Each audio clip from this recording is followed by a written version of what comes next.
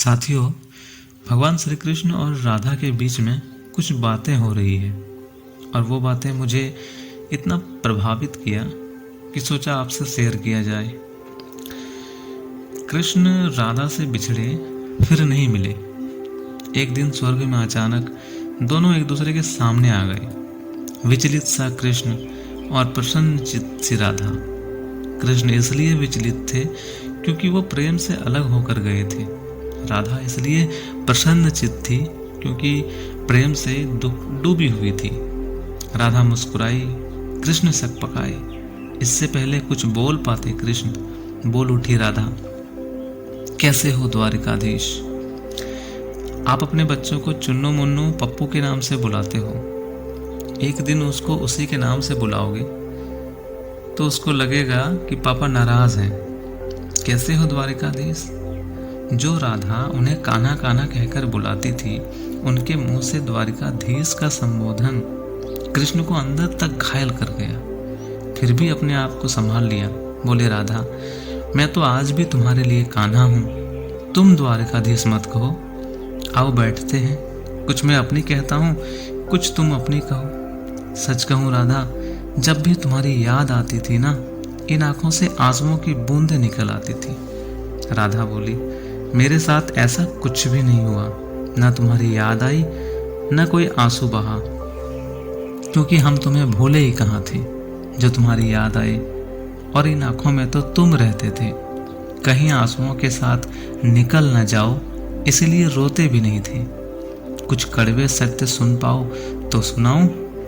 कान्हा से द्वारिकाधीश बनने पर, प्रेम से अलग होने पर तुमने क्या खोया, उसका एक आईना दिखाऊं। हे कृष्ण, तुमने कभी सोचा इस तरक्की में तुम कितने पिछड़ गए।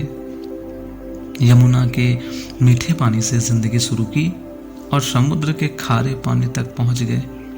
एक उंगली पर चलने वाला सुदर्शन चक्र पर भरोसा कर लिया और 10 उंगलियों पर चलने वाले बांसुरी को भूल गए।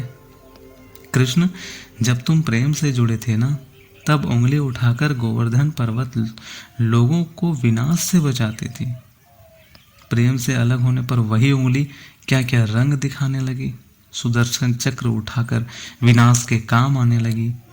अंग तो वही होता है, जब प्रेम से जुड़ता है तो विकास करता है और प्रेम से अलग होता है तो विनाश करता है। कान्हा और द्वारिकाधीश में क्या फर्क है बताऊं। कान्हा होते तो तुम सुदामा के घर जाते। सुदामा तुम्हारे घर कभी नहीं आता। तुम तो सभी कलाओं के स्वामी हो, गीता जैसे ग्रंथ के दाता हो, नीति निर्माता हो, धर्मशास्त्र के जानकार हो। पर महाभारत युद्ध में क्या निर्णय लिया कि पूरी सेना कौरवों को सौंप दी और खुद को 5 पांडवों के साथ लिया। सेना तो आपकी प्रजा थी ना, राजा तो उसका पालक होता है, रक्षक होता है। आप जैसा महाज्ञानी उस रथ को चला रहा था जिस पर बैठा अर्जुन आपकी ही प्रजा पर तीर चला रहा था। अपनी प्रजा को मरते देख आप में करुणा नहीं जगी, क्योंकि आप प्रेम से शून्य हो गए थे। प्रेम और युद्ध में यही फर्क होता है। युद्ध में आप मिटाकर जीतते हैं, प्रेम में आप मिटकर जीतते हैं। आज भी धरती पर जाकर देखो, अपनी द्वारिकाधीश वाली छवि को ढूंढते रह जाओगे। घर घर में, हर मंदिर में मेरे साथ ही खड़े पाओगे।